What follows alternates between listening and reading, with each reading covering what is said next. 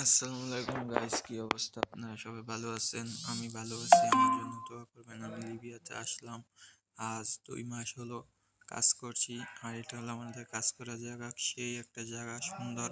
অনেক ফলের গাছ আছে, কমলা মালটা গাছ আছে। এই জায়গায় মনে করেন যে আমরা ঘুরে ঘুরে দেখাচ্ছি আপনাদেরকে, জায়গাটা দেখেন। আর মনে করেন যে আমরা ইটালি যাওয়ার জন্য আসলাম, ঠিক আছে? আমরা ইটালি যাব, আপনারা সবাই দোয়া করেন ইটালি যাতে ভালোভাবে পৌঁছতে পারি। ঠিক আছে, আমরা মনে করেন যে এই জায়গায় কাজ করি, বেতন পেলাম আলহামদুলিল্লাহ, 200 টাকা বেতন পাইলাম এই দেশের এইমাত্র।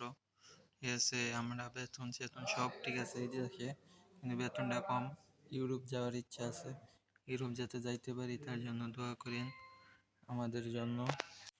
আর হলো আমার লাইফ এইমাত্র শেষ হলো। ঠিক আছে, আপনারা সবাই ভালো থাকেন, সুস্থ থাকেন, আর আমার জন্য একটু দোয়া করেন। ঠিক আছে।